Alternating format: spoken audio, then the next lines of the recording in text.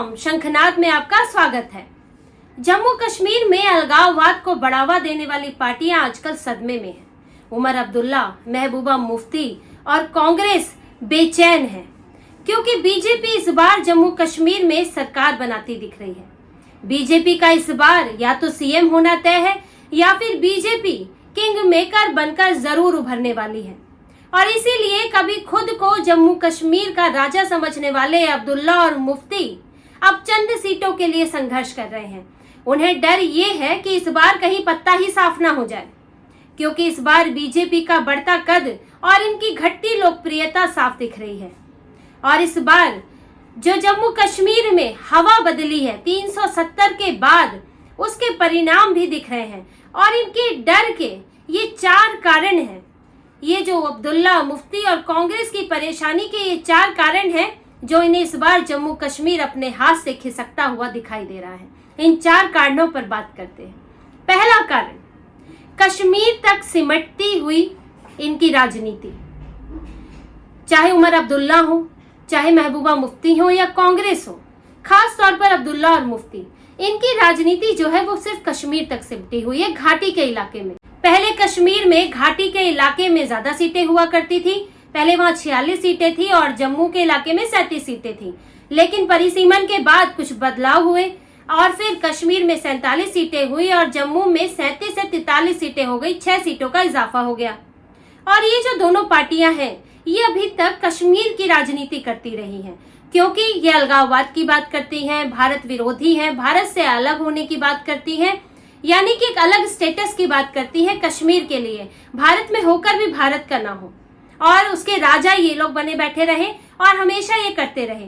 जो पूरा फंड आया जम्मू कश्मीर लद्दाख को लेकर, पूरा सब एक ही था, एक ही राज्य था और ये सारा फंड कश्मीर में ट्रांसफर करते गए, अपनी जेबों में भी भरा, इनके ऊपर भी आरोप लगे हुए हैं।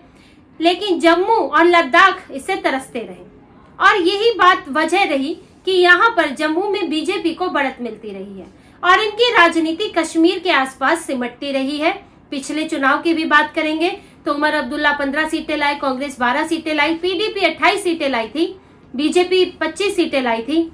लेकिन बीजेपी की सीटें जम्मू तक रही थी और ये लोग कश्मीर से सीटें लेकर आए थे। लेकिन अब स्थितियां बदली हैं, इधर परिसीमन में भी बदला है और इनका आपस में कंपटीशन हो गया है कश्मीर में। जम्मू में तो अब इनके लिए स्थितियां बिल्कुल खत्म है, पहले तो फिर भी थी, लेकिन अब बीजेपी के बढ़ते आधार के कारण जम्मू में स्थितियां इनके लिए बहुत खराब है और अब कश्मीर ही एक बचा हुआ है जहां पर ये लोग लड़ रहे हैं। इसीलिए इस बार नेशनल कॉन्फ्रेंस और कांग्रेस ने तो गठबंधन किया, लेकिन गुपकार में होने के बावजूद पीडीपी ने गठबंधन नहीं किया, क्योंकि अब 47 सीटें हैं। आप उसमें अगर गठबंधन कर लेंगे तो आपके लिए बचेगा ही क्या। इसीलिए पीडीपी वहां पूरा कश्मीर घाटी में लड़ रही है और करीब 62-63 सीटों पर चुनाव लड़ रही है। अब चुनाव तो लड़ रही है, लेकिन उम्मीदें तो आपको कश्मीर घाटी से ही है और कश्मीर घाटी में ये तीनों पार्टियां आपस में टकरा रही हैं। तीनों ही वहां की बड़ी पार्टियां हैं और स्थितियां भी ये भी है कि कश्मीर भी पूरी तरह से इनका नहीं है। कश्मीर में भी भाजपा का दखल हो गया है और वहां भी हालात बदले हैं। 370 के बाद आतंकवाद कम हुआ है तो लोगों का ध्यान दूसरी चीजों पर भी गया है, रोजगार पर गया है। और इसके अलावा पत्थरबाजी, आतंकवाद कम होता है तो आपको आपके जीवन में, क्योंकि आपसे उतना खतरा देश को नहीं है, इलाके को नहीं है, तो आपके उसमें जो सुरक्षा एजेंसियां हैं उनका दखल भी कम होता है, तो आप एक सामान्य जीवन की तरफ बढ़ते हैं। तो लोगों का ध्यान अब इस अलगाववाद से हटकर शिक्षा, रोजगार की तरफ भी लगने लगा है। वहां पर नई चीजें भी खुल रही हैं, रोजगार के अवसर भी बढ़ रहे हैं। तो अब इनके लिए लोगों को भड़काना, उकसाना, ये जो प्रेशर कुकर थ्योरी इनकी अपनी चलती थी, अब प्रेशर बन ही नहीं रहा है तो इनकी जरूरत क्या है। तो इसीलिए अब इनके लिए कश्मीर की राजनीति कठिन हो गई है और वहां ही इनके लिए सीटें पाना बड़ा मुश्किल हो गया है, क्योंकि आपस में ही भिड़ रहे हैं। और दूसरा कारण जो इनके डर का एक बहुत बड़ा कारण है वो है निर्दलीय उम्मीदवार। अब आपको बता दें कि जितने भी इस वक्त जम्मू कश्मीर में चुनाव लड़ रहे हैं जो नेता, उसमें 241 निर्दलीय उम्मीदवार हैं। आप समझ सकते हैं संख्या, 44% करीब संख्या है ये, जितने उम्मीदवार लड़ रहे हैं उनमें से 241 इस बार बड़ी संख्या में निर्दलीयों ने यहाँ पर चुनाव के लिए आगे आए हैं। ये तो एक अच्छा संकेत भी है कि लोकतंत्र में लोगों का रुझान बढ़ रहा है। ये लोग तो चुनाव को अपने लिए, अपनी सीटें जीतने के लिए तो चुनाव में कूद जाते थे, लेकिन निचले स्तर के चुनाव या फिर निर्दलीय, इनके लिए ये लोग अच्छा माहौल नहीं रखते थे, चुनाव की बॉयकॉट की बात कहते थे। लेकिन इस बार निर्दलीय बड़ी संख्या में उतरे हैं और ये डर बना हुआ है इससे उमर अब्दुल्ला को, महबूबा मुफ्ती को और कांग्रेस को, क्योंकि इन सब का देखिए, इन सब का एजेंडा क्या है, ये लोगों को मैनिफेस्टो में क्या दे रहे हैं, सबके सब क्या बात कर रहे हैं कि 370 हटा दे, फिर से वापस ला देंगे हटने के बाद, और पूर्ण राज्य का दर्जा दिला देंगे। हालांकि सरकार बना भी ले राज्य में तो भी ये संभव नहीं है, लेकिन फिर भी वादा कर रहे हैं। वादा क्यों कर रहे हैं? ये दिखाने के लिए कि हम कश्मीर को पुरानी स्थिति में लाने के लिए प्रतिबद्ध हैं। हम कश्मीर में इस्लामिक शासन लाने के लिए, शरिया लाने के लिए, ज्यादा कट्टर बनाने के लिए हम प्रतिबद्ध हैं। अभी इस वक्त कश्मीर में जो लड़ाई है इन दलों के बीच में, वो लड़ाई है सबसे ज्यादा कट्टर दिखने की, सबसे ज्यादा भारत विरोधी दिखने की। ये दौड़ चल रही है। तभी तो राशिद इंजीनियर को जब जमानत मिली है तो उससे उमर अब्दुल्ला परेशान है, क्योंकि उमर अब्दुल्ला को राशिद इंजीनियर लोकसभा में हरा चुके। उमर अब्दुल्ला की हालत तो वहीं खराब हो गई, बारामूला में वो राशिद इंजीनियर से हार गए, सज्जाद लोन्स को हरा दिया, और अब राशिद इंजीनियर के भाई विधानसभा में उतरे हैं और राशिद इंजीनियर प्रचार करने के लिए बाहर जमानत मिली है।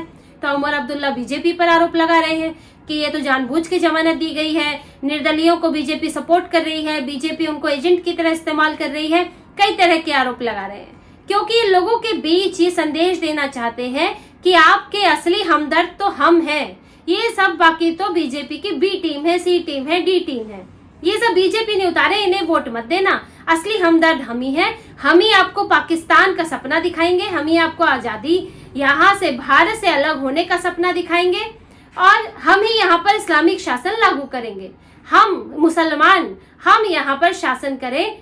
इसके लिए ये लोग आपस में टकरा रहे हैं, लोगों को ये भरोसा दिलाने के लिए, और इसीलिए अब वहां पर फाइट जो है वो इतनी टफ हो गई है।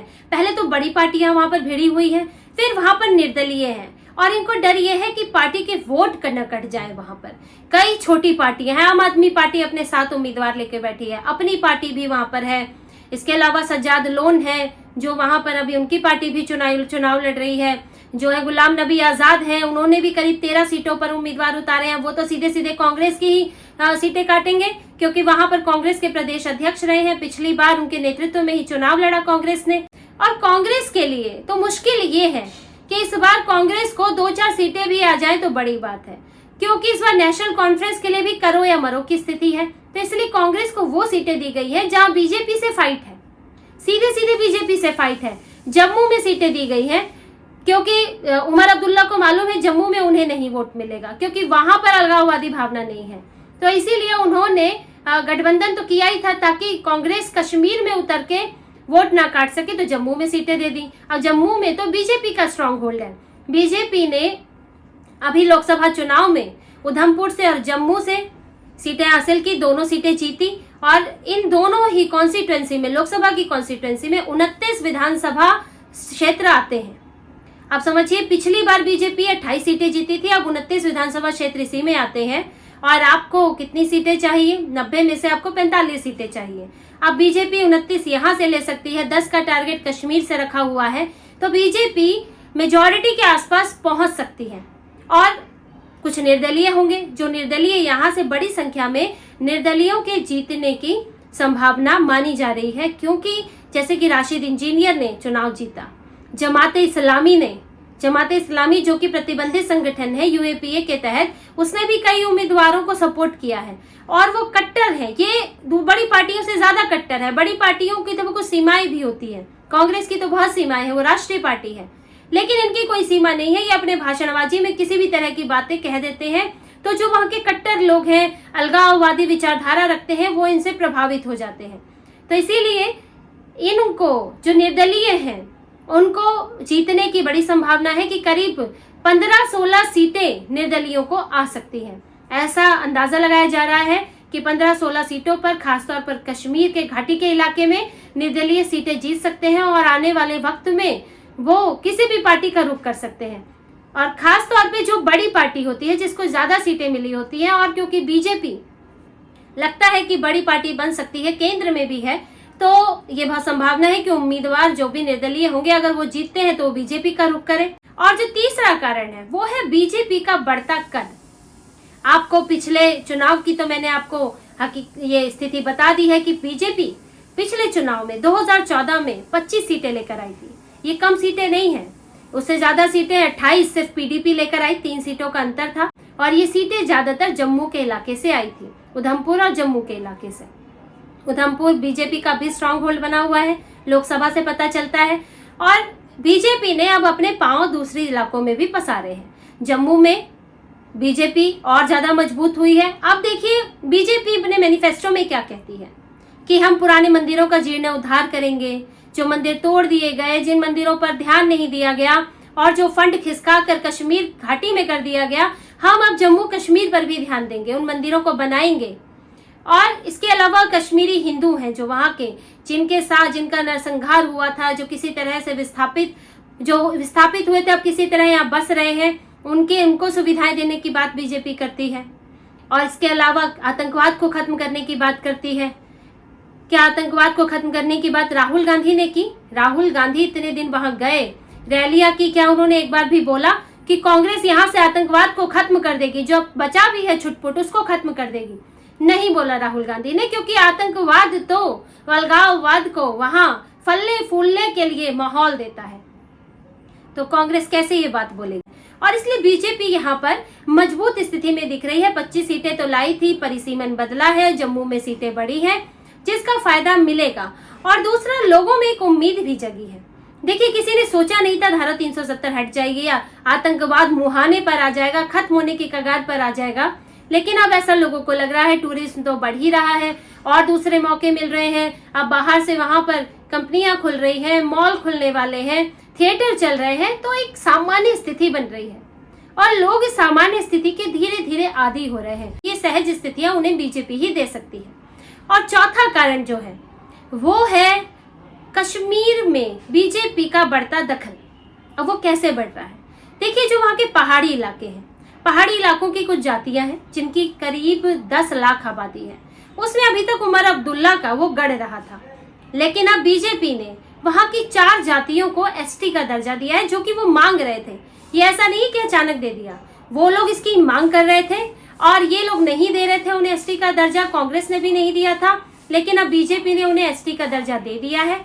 और इसीलिए अब उस 10 लाख की आबादी में भी बीजेपी को अपने लिए वोट मिलने की उम्मीद है। इसी तरह से गुज्जर बकरवाल, अब इनको अनुसूचित जाति का दर्जा तो प्राप्त था, लेकिन अब इनको राजनीतिक आरक्षण नहीं था, तो गुज्जर को 9 सीटों पर इनके लिए आरक्षित कर दी गई है और इनकी आबादी करीब 15 लाख है। और बीजेपी को उम्मीद है कि अब यहाँ से भी इनको वोट मिल सकता है, क्योंकि गुज्जर नेता चौधरी जुल्फकार अली, जो कि अपनी पार्टी के संस्थापक रहे हैं और इसके अलावा उपाध्यक्ष रहे हैं, वो अभी बीजेपी में शामिल हुए हैं।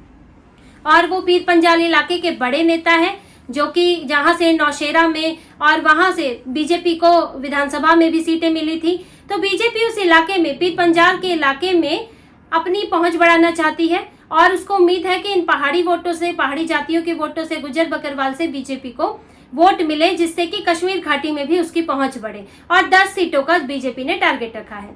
तो ये सब कारण है जो उमर अब्दुल्ला, मुफ्ती और कांग्रेस का डर दिखाते हैं और बीजेपी की वहां पर बढ़ती पहुंच दिखाते हैं। और इसीलिए अब आने वाले समय में जो विधानसभा चुनाव 18 तारीख से शुरू हो रहे हैं, ये बड़ा मुश्किल है कि कांग्रेस वहां पर 5 सीटें भी जीत पाए। और उमर अब्दुल्ला के लिए, महबूबा मुफ्ती के लिए भी हालात बहुत खराब है। पिछली बार जितनी सीटें जीतना तो मुश्किल ही है और निर्दलीय वहां पर करीब 15 सीटें ला सकते हैं और बीजेपी एक सबसे बड़ी पार्टी बनकर उभर सकती है। तो इसी तरह की और खबरें और विश्लेषण आपके लिए लाते रहेंगे। हमसे जुड़े रहिए, सब्सक्राइब कीजिए, कमेंट कीजिए। बहुत बहुत धन्यवाद। जय श्री राम।